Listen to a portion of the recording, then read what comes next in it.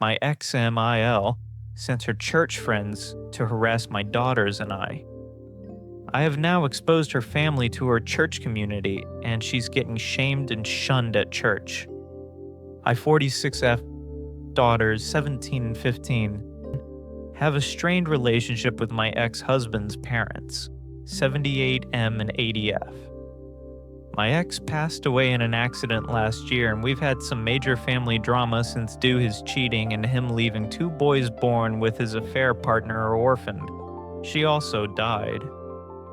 Part of the drama has been my ex-in-laws trying to get custody of my daughters, and them also trying to live with us. First one we're going to court over, second one will never happen. Where we live, there's a weekend market with fresh produce, eggs, meats, and other products straight from farmers. This week was extra special since it was my youngest birthday. Since her party is later in the month, I decided to give her a budget and set her loose on the market to get whatever she wanted, mostly chocolate and sweets. After an hour, I did start getting worried, and just before I called her, she called me. She was crying, saying some weird people have cornered her. I ran to her with my oldest daughter to find 6 older women berating my daughter for being unchristian, for refusing to spend time with her paternal grandparents, or for wanting to be a good big sister to her poor orphan baby brothers. My daughters are the ones that found out about my ex cheating and the babies, so they aren't fond of the kids. It's trauma, and they're working with a therapist. I got between the group and my daughter, telling my eldest to go pay the stuff her sister had and to go to the car. Then I turned to the women, some who I knew from when we went to my ex-in-law's church, and ripped them a new one. They told me I was worse for refusing to obey my ex-in-laws, like a good Christian wife. Barf. Eventually, the screaming turned too loud and we were all asked to leave the market.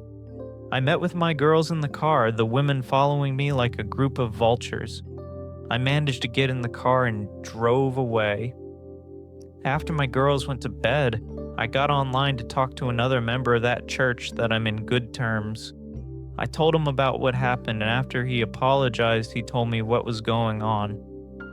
My ex-mother-in-law posted this massive story in the church's Facebook group about how horrible my daughters and I are, how we are leaving them homeless and penniless. They inherited my ex's personal bank account and his life insurance, and how my daughters don't even talk to them. She also accused us of being the reason she lost her grandsons.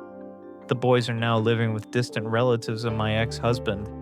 Basically, it was a sob story worthy of a Hallmark movie. And of course, they were getting all the love and support from the more extremist members of their church. This church and its members are a bit annoying, especially with LGBTQ and plus topics. But they have a small saving grace. They are incredibly strict about cheating. It's a big no-no, be it from a husband or a wife equally. Now, how did you get around blaming me about affair children without exposing the cheating? She claimed the other woman was our surrogate since I was unable to have more children. Then said, I didn't want the babies because they were boys, which is absolutely disgusting to be accused of. Well, I decided it was time to clean up this mess, and since I was mid-divorce when my ex died, I had all the evidence needed.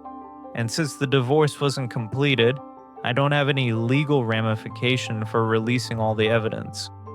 I was off the next day and went to a print shop to get copies of all the delightful pictures of my ex cheating, his text conversations with his affair partner, the ones with his parents confessing to his cheating and getting support from them, my ex-in-laws harassing me about the divorce and my coup de grace, all the emails and text messages of them bullying my daughters about their baby brothers.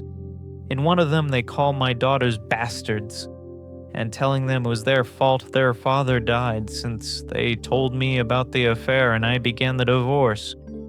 This one was literally 2 days after my ex died. I paid extra for all of this to be printed in beautiful high-quality paper. Then when I got home, I sat down for hours to make delightfully personalized binders. They look like the little prayer song packets the church give for everyone to take to sing hymns. The first picture when opening the binders is my ex and his side woman making out in our living room. Their faces are easy to discern, and the girl looks nothing like me. Different skin tones and hair color.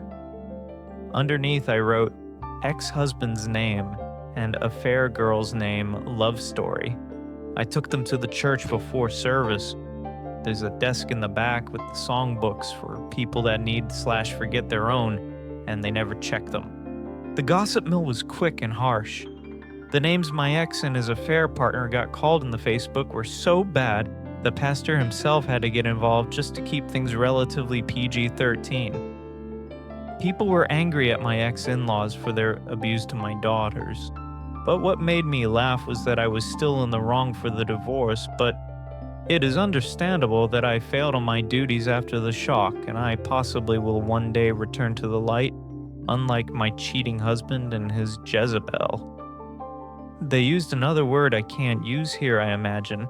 I got 2 apology letters in the mail from my girl, and an invitation to join the church for support. As for my ex-in-laws, they got shamed into leaving the church. My ex-mother-in-law made a post on her wall about how alienated she feels and how no one cares for the elderly anymore. How she wished her great son was still alive since he would have taken care of her and her husband. With what money, I don't know, since I was the breadwinner. Thanks for watching. If you enjoyed this story, give it a like and subscribe to the channel so you don't miss any new videos. See you in the next video.